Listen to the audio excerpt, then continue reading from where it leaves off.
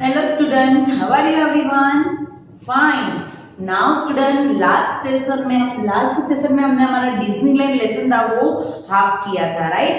हमने वो जो किया था उसमें मैंने आप लोगों को एक ज वाला एक अतिरिक्त व्यंजन सिखाया था और आज हम लोग ये हमारा चैप्टर है वो कंप्लीट करेंगे और साथ ही साथ हम लोग उसके क्वेश्चन आंसर है वो भी कर लेंगे, राइट?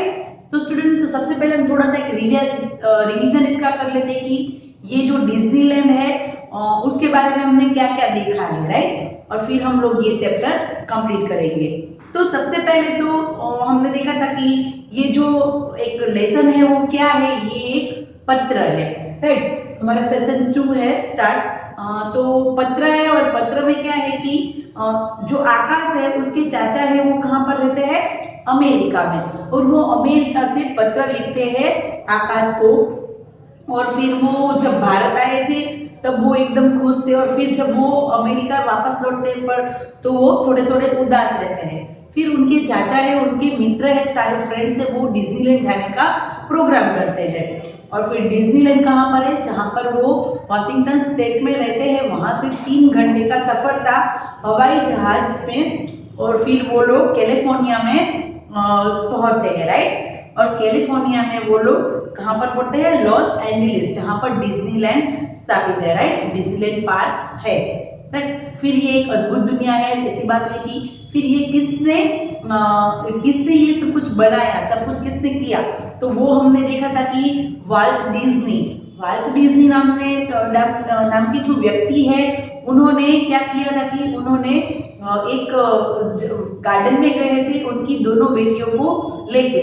उनकी दोनों बेटियों का नाम क्या था, डायना और सैरॉन, राइट? वो दोनों फिर वहां गए थे और फिर क्या हुआ कि वहां पर उन्होंने बैठे बैठे ये सोचा कि क्यों ना मैं कुछ ऐसा पार्क बनाऊं कि जहां पर बच्चे और बड़े दोनों आनंद ले सके। और हमने ये भी बात की थी कि जीवन में हमें भी आनंद करते रहना चाहिए, ना ही कि छोटे बच्चे ही आनंद करें, बड़े व्यक्ति भी आनंद उल्लास करते हैं। ओके, नाउ स्टूडेंट, फिर हमने देखा था कि जब वाल्ट डिज्नी ने ये निर्माण किया तो 18 जुलाई 1955 को सोमवार को जब ये ओपन किया गया तब लगभग 50,000 लोगों ने वहां पर उस दिन मुलाकात ली थी, राइट? तो नाउ स्टूडेंट, अभी हम लोग पेज नंबर 79 से स्टार्ट करते हैं।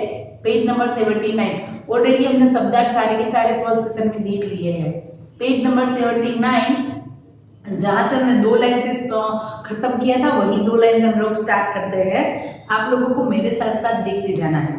सुंदर चीजों से भरा सुंदर घर मिकी और मिनी के अलावा किसका हो सकता है, राइट? मिकी और मिनी, हम लोग मिकी माउस के कार्टून देखते हैं, राइट? देखो, मैंने पहले भी बोला है कि इसमें थोड़े थोड़े हार्ड वर्ड है क्योंकि ऑलरेडी इंग्लिश के हैं जो हिंदी में लिखे गए हैं, इसलिए खास हमें मात्राओं में ध्यान रखना है और बोलने में भी, राइट? तो सुंदर चीजों से भरा मिकी और मिनी का घर, उसके अलावा किसका हो सकता है, राइट? टून टाउन में मिकी और मिनी का विशाल घर है, राइट? एक विशाल घर, विशाल यानी कि बड़ा, एक बड़ा सा घर है मिकी माउस का, और वो किसका है, मिकी और मिनी का, और उसका नाम क्या है, टून टाउन। क्या है, टून टाउन, राइट? आप लोग यूट्यूब में भी सर्च कर सकते हैं टून टाउन का।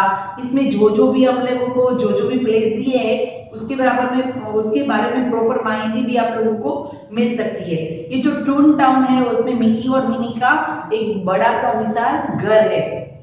तो आप लोगों को उन मिकी और मिनी, फिर जैसे कि बहुत सारे गुफी, फिर सिंड्रेला, सभी की ये डिज्नीलैंड में उनके अलग अलग थीम वाले सारे के सारे शोज है वहां पर, राइट? वहां पर ऐसे शो है कि सभी ऐसे थीम, ऐसा नहीं सिंपल नाटक की जैसा हम लोगों के यहाँ पर कैसे नाटक करते हैं उसी तरह के कार्टून थीम्स वहां पर बनाई गई है। म्यूजिकल शो है वहां पर, राइट? फाउंटेन शो है, सब कुछ वहां पर है, राइट? तो ये टून टाउन मिकी मिनी का सबसे बड़ा विशाल घर है। नेक्स्ट पैराग्राफ से स्टार्ट करते हैं। डिज्नीलैंड में कॉमिक्स तथा कहानियों के परिचित पात्र साकार किए गए हैं, राइट? कॉमिक्स यानी कि हम लोग जो कॉमिक्स कथाएं पढ़ते हैं वो, और कहानियां, स्टोरीज, राइट? स्टोरीज, कॉमिक्स, वो सब में जो पात्र होते हैं यानी कि उनके जो हीरो हीरोइन, वो सब जो पात्र होते हैं उनको वहां पर साकार किया गया है।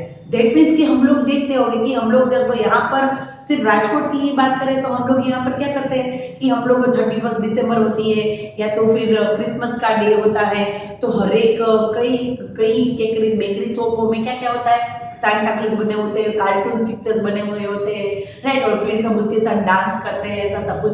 तो वैसा ही डिज्नीलैंड में भी है, सभी प्रकार के कार्टून्स वहां पर साकार किए गए हैं।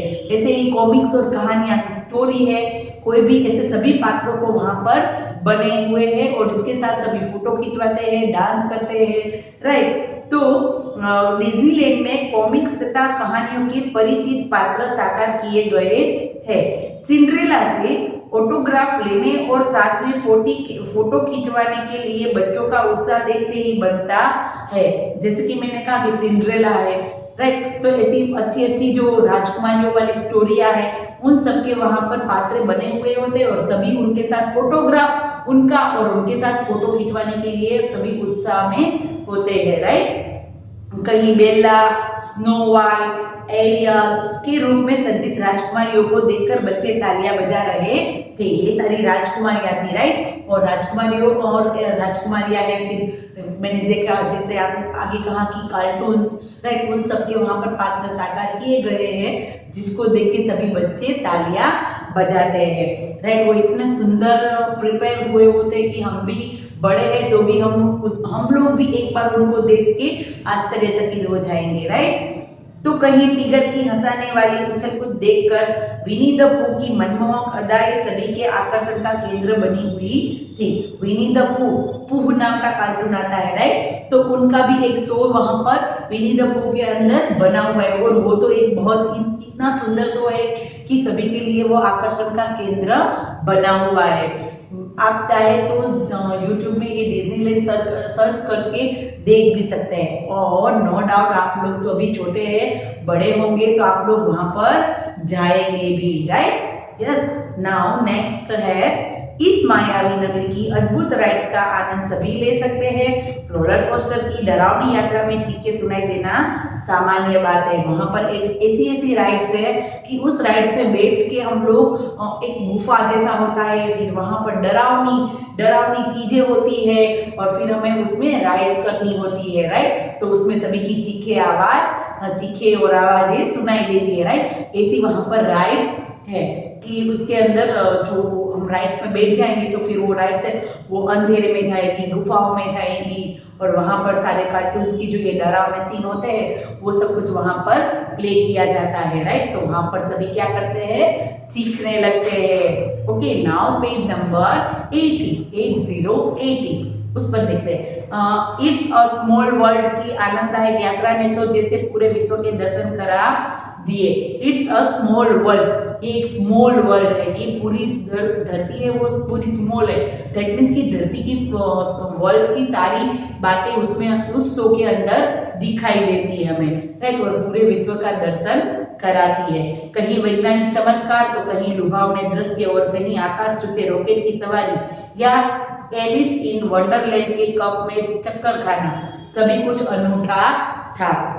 देखो एक ही पैराग्राफ के अंदर कितना सारा है कि कहीं वैज्ञानिकों का चमत्कार, कि हम जानते हैं कि हमारे जो साइंटिस्ट है, हमारे जो वैज्ञानिक है, उन्होंने कैसे कैसे चमत्कार किए, उन सब का भी वहां पर दर्शाया गया है। फिर कहीं लुभावने दृश्य, ये जो सारे जो वहाँ के पिक्चर्स होते हैं, दैट मीन्स कि वहाँ का जो सारा डेकोरेशन है, शोज है, सब कुछ आप लोग देख के एकदम हैरान हो जाएंगे कि इतना सुंदर हमारे साइंटिस्ट ने उसको किस तरीके से प्रेजेंट किया है, राइट। आकाश को छूते रॉकेट की सवारी, अगर उसके रॉकेट में हम बैठ जाएंगे और हमें ऐसा लगेगा कि हम लोग आकाश में चल रहे हैं, राइट। और एलिस इन वंडरलैंड के कप में चक्कर खाना, कप होता है, राइट, कप एंड सोसर, इस तरीके से कप में बैठ के उस प्रकार की भी राइड वहां पर है और वो सारा आनंद कैसा है, अनूठा है, दैट मीन्स कि वो एक आनंद अनोखा है, सबसे अलग है, एकदम अलग हटकर है, राइट। टुमारोलैंड आने वाले कल के रहस्यों से भरी रोमांचक दुनिया में प्रवेश करने का अवसर प्रदान करता है। टुमारोलैंड यानी कि यहाँ पर देखो टुमारोलैंड, टुमारो यानी कि नेक्स्ट डे, जो आने वाला है वो, तो 2055 आई थिंक 2055 का उसमें क्या होगा, किस तरीके से दुनिया होगी, उसका एक भविष्य का थोड़ा सा वहां पर उसमें बताया गया है कि टुमारोलैंड आने वाले कल की रहस्यों से भरी रोमांचक दुनिया में प्रवेश कराने का एक अवसर प्रदान करता है, राइट। तो वो भी हम अलग से देख सकते हैं।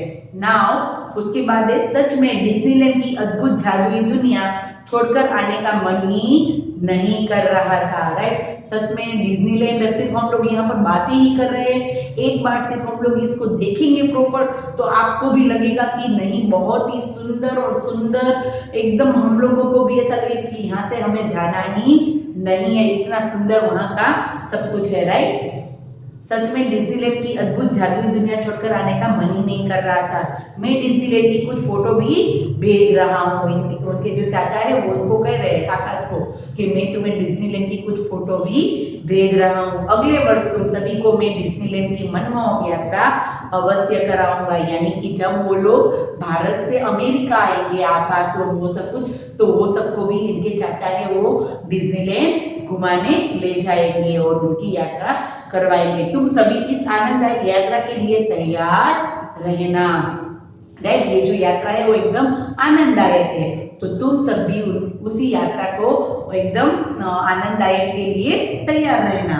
अच्छा, अब मैं पत्र यही समाप्त करता हूँ। अच्छा, अब मैं पत्र कहाँ पर, यहाँ पर समाप्त करता हूँ। बड़े भैया एवं भाभी को मेरा चरण स्पर्श, क्योंकि ये चाचा थे उनके, चाचा यानी कि उसके पापा के छोटे भाई। तो पापा की जो मम्मी, पापा की जो वाइफ होती है आकाश की मम्मी, वो इनके चाचा की क्या हुई, भाभी हुई, राइट। तो वो कहते हैं कि भैया और भाभी को मेरा चरण स्पर्श यानी कि वंदन करना और कहना, और अनिकेत को ढेर सारा प्यार, यानी कि अनिकेत भी उसका दूसरा भाई है आकाश का, राइट। तुम्हारा चाचा, राइट। तो ये था हमारा डिज्नीलैंड चैप्टर, जिसमें हमने देखा कि आकाश के चाचा ने आकाश को पूरी डिज्नीलैंड की सैर कराई, और हमने भी की कि वहां पर क्या क्या है, कैसे ये पार्क बना और वहां पर कौन सी चीजें क्या है, सब कुछ हमने यहाँ पर देखा।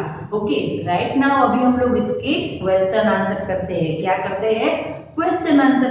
तो क्वेश्चन आंसर कैसे होते हैं हमारे, दो प्रकार के, बोलने की बारी वाले और लिखने की बारी वाले। तो सबसे पहले हम लोग करेंगे बोलने की बारी वाले प्रश्न, राइट।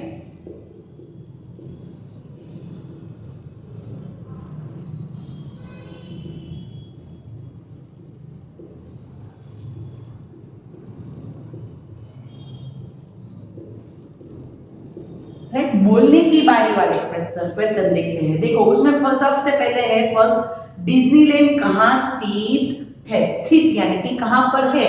डिज्नीलैंड एनहेम कैलिफोर्निया में स्थित है। डिज्नीलैंड एनहेम कैलिफोर्निया में स्थित है।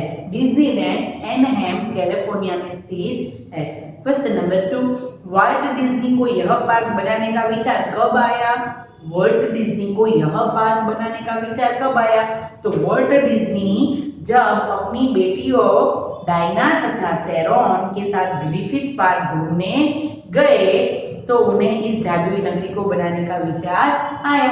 हमने देखा था कि वॉल्ट डिज्नी को ये आइडिया उपाय कैसा है कि वो अपनी दोनों बेटियां डायना और शेरोन को जब पार्क, ग्रिफिथ पार्क, कौन सा पार्क, ग्रिफिथ पार्क, वहां पर वो घुमाने ले गए और वहां पर उन्हें ये विचार आया कि हमें कुछ ऐसा पार्क बनाना चाहिए, right. Now question number 3, toon town क्यों प्रसिद्ध है। टून टाउन हमने देखा था कि वहां पर क्या है, मिकी मिनी का बड़ा सा घर है। तो टून टाउन में मिकी और मिनी का विशाल घर है, इसलिए वह प्रसिद्ध है। हमारे कार्टून्स की बात आए और सबसे पहले हमें मिकी माउस दिखाई देते हैं, राइट। तो टून टाउन में मिकी और मिनी का विशाल घर है। ओके, नाउ इसमें 3 इक्वेशन थे। डिज्नीलैंड कहाँ स्थित है, तो एनहेम कैलिफोर्निया।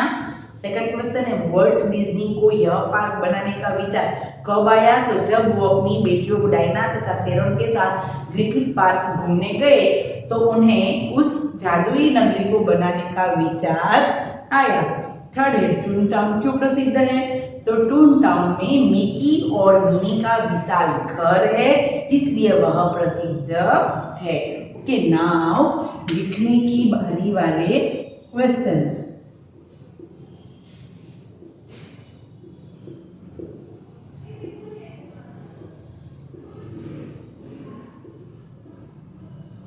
लिखने की बारी, राइट। उसमें सबसे पहला क्वेश्चन है, यह पत्र किसने किसे लिखा है।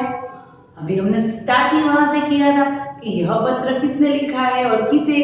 तो यह पत्र आकाश के चाचा ने आकाश को लिखा है। यह पत्र आकाश के चाचा ने कहाँ से लिखा है, अमेरिका से, राइट। यह पत्र आकाश के चाचा ने उसे अमेरिका से लिखा है, उसे यानी कि आकाश को, राइट। यह पत्र आकाश के चाचा ने उसे अमेरिका से लिखा है।